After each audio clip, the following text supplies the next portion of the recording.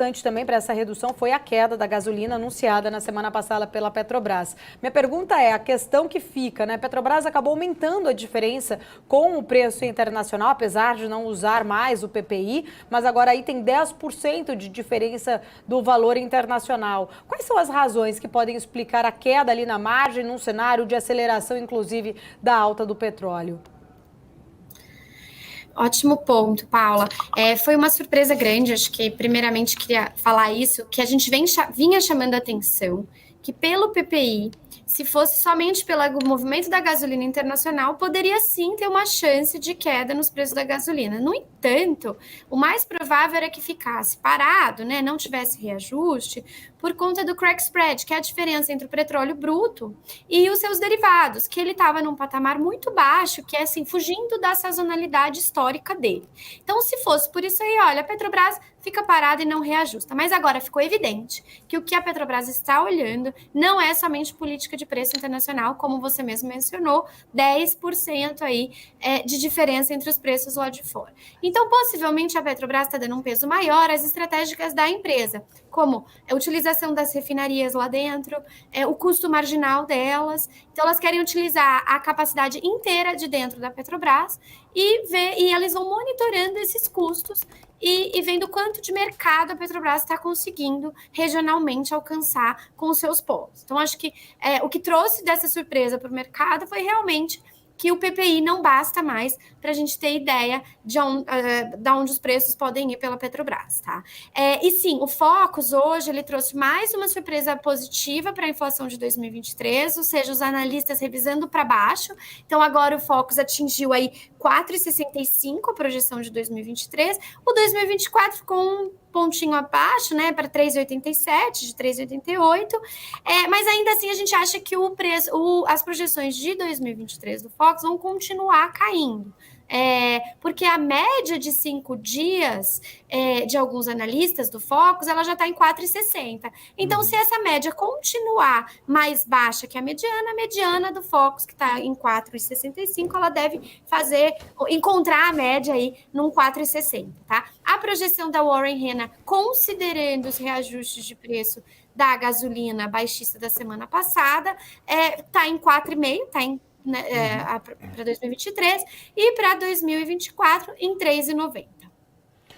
Andréia, muito bom dia, Felipe Nascimento falando agora. Era justamente sobre o ano que vem que eu queria comentar contigo, né? Porque a gente viu essa movimentação de alta no preço do diesel e a gente sabe que o diesel acaba tendo um impacto na inflação um pouco mais para frente, né? Tendo esse impacto não agora igual a gasolina, como a gente já viu essas reprecificações.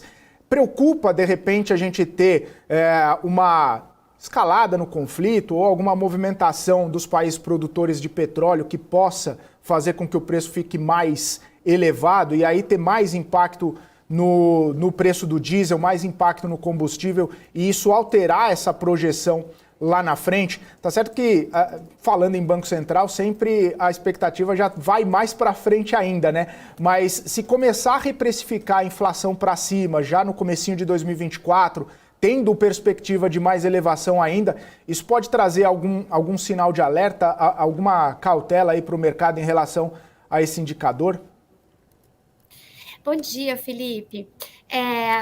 A gente vê que o Banco Central, o ano que vem, ele ainda continua com o ciclo de queda de juros. Mas como você mesmo mencionou, o diesel, né, voltando aqui para os preços dos combustíveis, o diesel na inflação ao consumidor, ele tem um efeito, no IPCA, ele tem um efeito direto menor do que a gasolina. Mas indiretamente, quando a gente pensa em toda a logística, principalmente para a parte de alimentação, realmente ele é bastante relevante nos custos de produção, certo?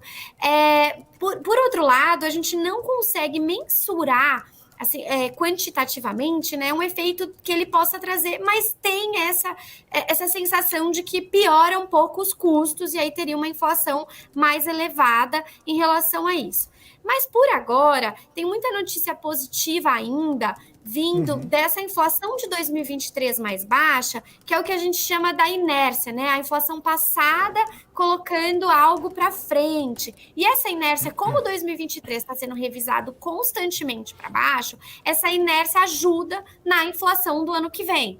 E eu quero dizer, ajuda como um todo, né? Então, ou seja, se a gente tem revisões baixistas no ano corrente, isso ajuda mais para frente, para a gente não ter a revisão altista nesse sentido. Então, por enquanto, a gente vê que o Banco Central ele não teria este problema por hora, mas sim, se o conflito escalar, se o preço do petróleo for na mesma toada, e não só aqui dentro, mas acho que se atingir lá fora também, né, a inflação como um todo, fora do Brasil, Estados Unidos, Europa, isso é bastante ruim, porque acaba que as moedas sentem esse peso também de uma escalada da moeda do dólar, e o real acaba sentindo. Então, acho que o grande problema de um conflito escalando pode vir através da moeda, que aí é o que a gente chama do repasse cambial, que aí na nossa inflação ele é muito pesado, em torno de 30%, e aí sim, se o real acaba depreciando, a gente tem uma escalada das projeções, e aí pode trazer algum tipo de problema para o Banco Central.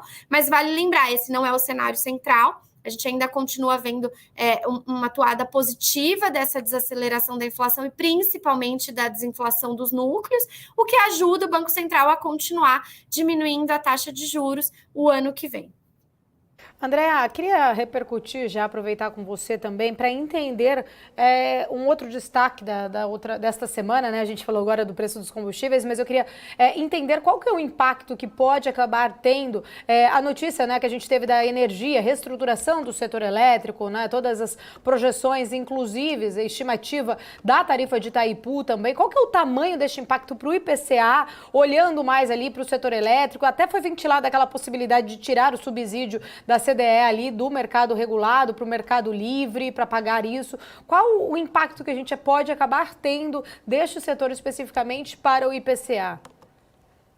Legal, Paula, ótimo, porque esse é um risco que a gente está monitorando bastante para o ano que vem, que o ministro de Minas e Energia, o Alexandre Silveira, ele sempre tem dito dessa reestruturação do setor elétrico, né? E a priori, o que ele tem falado é que ele vai diminuir os subsídios da conta CDE, que é a conta de desenvolvimento energético, e tem muitos subsídios lá que não fazem sentido com ele faz sentido mais com os subsídios governamentais, que não tem a ver com o setor elétrico como um todo. Por exemplo, subsídios de rural, subsídio da água e esgoto, até isso entra na conta que a gente paga do consumidor.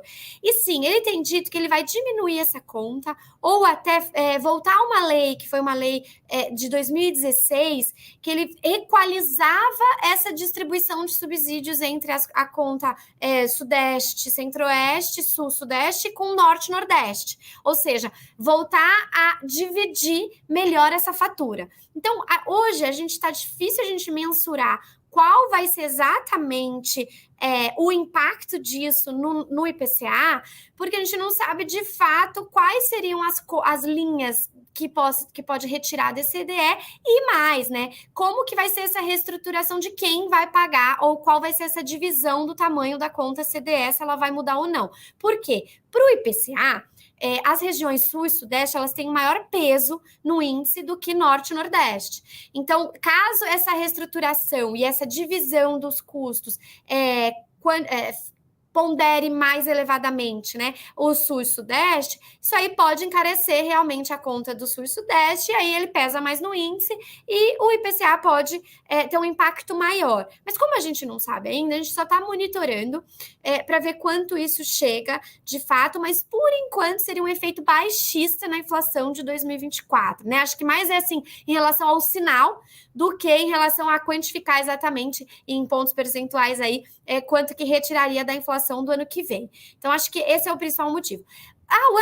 A semana passada também trouxe uma outra notícia importante de Itaipu, que o Paraguai está tentando aumentar aí, né, o quilowatts-horas, o quanto que paga para Itaipu. Itaipu é muito importante também para trazer energia para Sul e Sudeste, que é muito pesado no IPCA. Então, essas regiões aí adicionariam, caso elevassem 24% a tarifa de Itaipu, o que a gente paga em relação a Itaipu, aumentaria entre 5 e 6 vezes também a inflação de 2024. Mas, ou seja, a gente tem, por um lado, a conta da CDE e a reestruturação do setor elétrico trazendo para baixo, por enquanto, e a Itaipu para cima, mas ainda assim a gente acha que o net disso pode ser baixista para a inflação de 2024. Obrigada por estar aqui com a gente, trazendo pontos importantes de atenção para os investidores, e até semana que vem. Obrigada, Paula. Obrigada, Felipe. É um prazer. Até a semana que vem. Boa semana. Obrigada, igualmente. Conversamos com Andréa Ângelo, estrategista de inflação da Warren Hanna, aqui na nossa programação da BMC News. A gente vai seguindo aqui. Daqui a pouquinho, depois do intervalo comercial, voltamos trazendo muito mais. Você que está aqui acompanhando a nossa programação, continue com a gente. Rapidinho, voltamos em instantes, já trazendo a abertura dos mercados lá nos Estados Unidos, repercussão também sobre as notícias desta segunda-feira. Voltamos em instantes com muito mais.